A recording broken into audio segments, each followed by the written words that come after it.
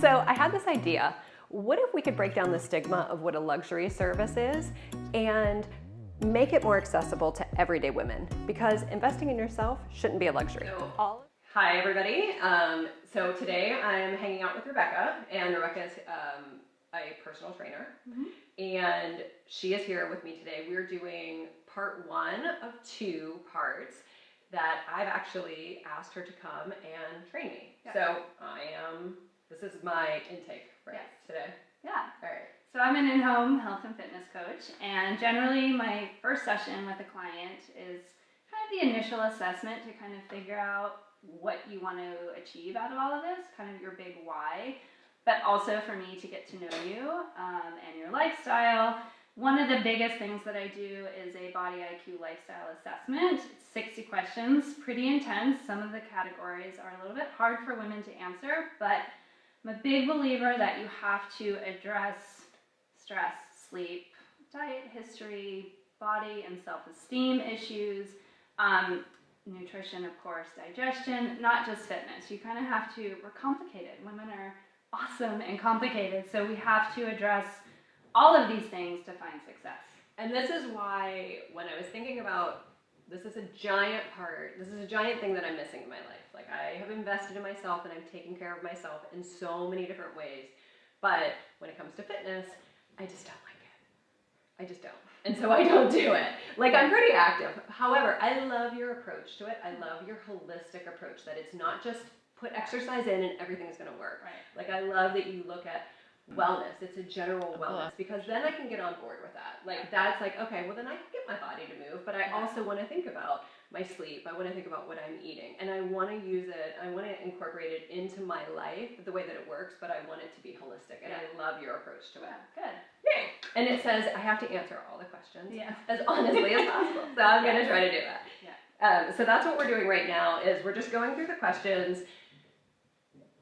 I think I have a pretty good idea. So going through the questions, I have a really good idea about right now about like what I'm doing well, and then I have a great idea about what I'm really sucking at right now too. So it's good. It's like a really good exercise for me to answer these questions as well. So I'm going to go through just a few. We're done. I'm done with this. Yep. What do we do now? I'm going to take this.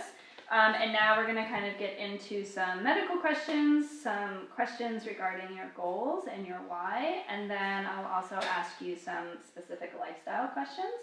So tell me a little bit about pain and or injuries that might be made worse from exercise, or things that you kind of wake up and deal with on a daily basis.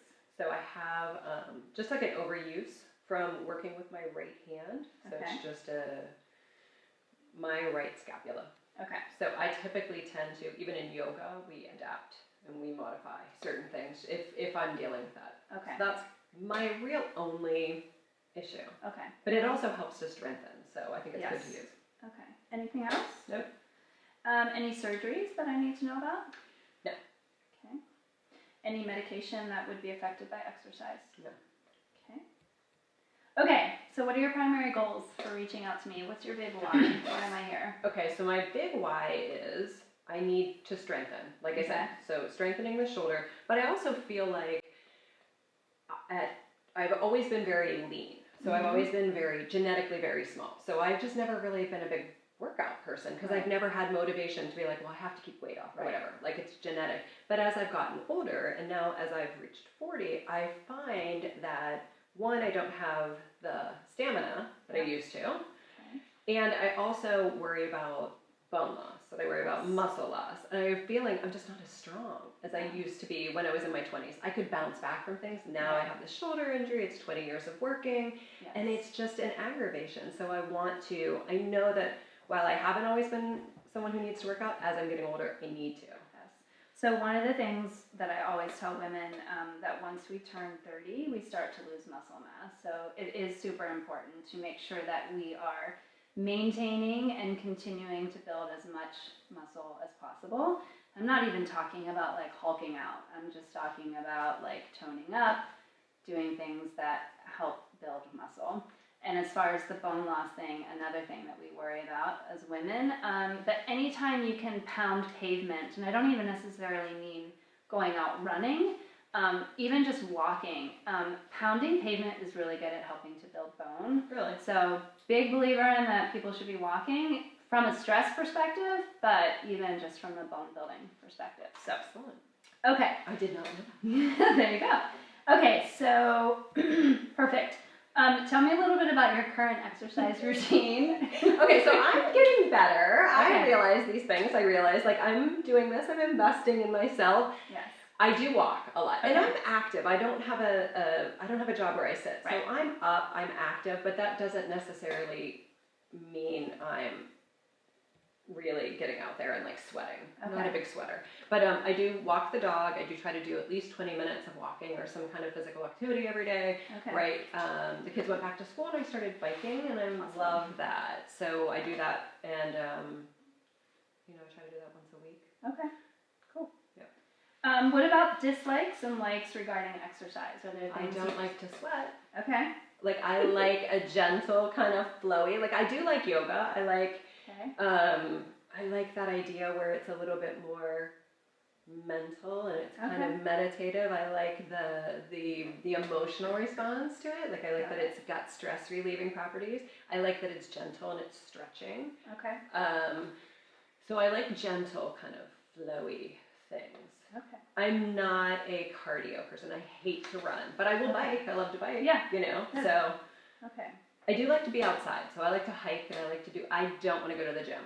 So I want to try to figure something out so I can incorporate like some outside time, but then also have some indoor.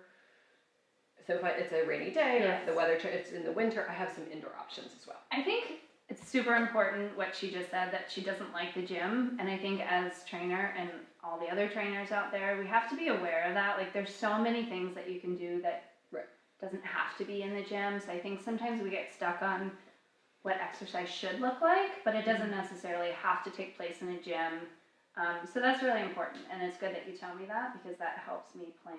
If I never walked into another gym again, I'd be the happiest person in the world. I've done it throughout my life, and I don't want to do it. Okay, personal equipment that you have in your home. Do you have anything? I kind of have nothing. I have a yoga mat. Okay. I have a yoga mat, and I probably have a strap. I have a yoga mat and a strap. Okay. But yeah, you have to tell me what I need. Yes. So generally, a lot of people don't have equipment, so what I do is bring the equipment to their house. In this case, Leanne's going to be working on the workouts on her own that I provide for her. So I will give her, not a very big list, but a list of some equipment to buy. Probably some dumbbells. I like a little variety of dumbbells. I would say maybe 5, 8, 10 pounds to start. And some exercise tubes, which, like tubing bands, super inexpensive. And I don't mind having it, like, I don't mind an investment of having something that's a visual that I can look at and be like, oh my gosh, I have to do that workout today. Yeah. Like, I need to pick those weights up and do those today. Yeah. So I feel like that's good. I don't mind that. I think it's a good thing. And I don't feel like you need a lot of equipment either. I mean, you can get by doing a lot of great body weight workouts. But yeah, so I'll give that to you once we kind of figure out where we're going. Okay, so you said you're a sleep master. Tell me a little bit about your sleep. What time do you go to bed at night? I go to bed after I put the kids to bed, so about 9:30. Okay. Between 9:30 and 10. I do not stay up late. I prioritize sleep after not sleeping for like 6 years with the kids. When they were in their bad phase, I realized I needed to sleep, so I go to bed when I'm tired, which is 9:30, 10 o'clock, and I wake up usually about between 5:30 and 6:30 every day. Perfect. With an alarm? Or no, I usually just wake up. Okay. Fall asleep easily and stay asleep? I usually do. I sleep better now than I used to. I was a lighter sleeper when the kids were waking up more, and I kind of had to, but now I feel like I get a deeper sleep. Okay, good. One of the things I always tell women who aren't sleep masters like Leanne here I'm a sleep champion, you guys.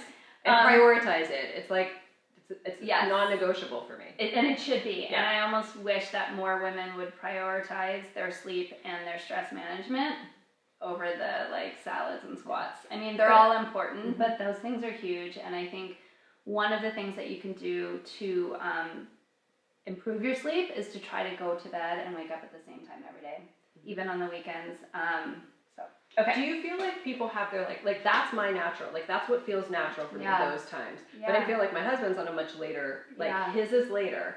So he typically does, but he still also tries to stay in tune with what he needs. Like this is just happens to be mine. Yeah. You know? Yeah, and I think you also have to take into account like your lifestyle and what time you have to get up for work and what your evenings look like. But I definitely feel like everyone kind of has their sweet spot, their zone of when they should go to bed, and how much sleep everyone needs is going to vary. I think a good 8 to 9 is really ideal, but again, not always. It is. I agree with you.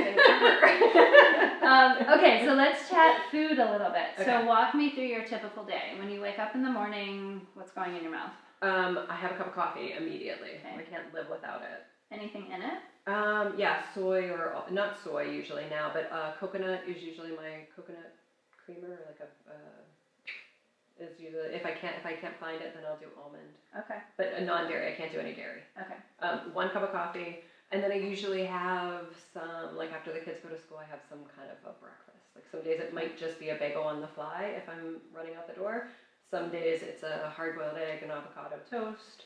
Okay. Usually it's just something light. I'm not a huge breakfast person. Okay. And I'm a savory person. I'm not a sweet person. Okay. Good thing that you brought up about breakfast is she's not really a breakfast person. And we kind of get stuck in that like, oh, breakfast is the most important meal of the day. I keep doing this a lot. It's like one-sided quote. Anyways, because I do, that's a question that a lot of clients ask me, is that they don't necessarily feel like eating, but they kind of force themselves to eat. If you wake up and you don't feel like eating, don't eat breakfast. Like, my cup of coffee usually like it fills me up. Yeah. And then it gets me through like a couple hours, and then I know I need something in order to get through to lunch. Yes. Yeah. So I need that little bit of something. Yeah, and I think that we should be kind of paying attention to our body's own cues, and I think whole nother conversation that the whole diet culture history, like our history of dieting, has kind of almost gotten us so out of touch with our bodies that it's hard to even sometimes figure out our cues at times. So good. If you don't feel like eating breakfast, don't eat breakfast. What about lunch? Lunch usually happens at like a very always busy part of my day. Yeah. Okay. So I try to be healthy. That is my meal where I typically, like, depending on where I am in my day, I cheat. Like I'm like, oh, Chick-fil-A is right here, and I don't have time for anything else. You know, like that could be my place where like I always tend to misstep.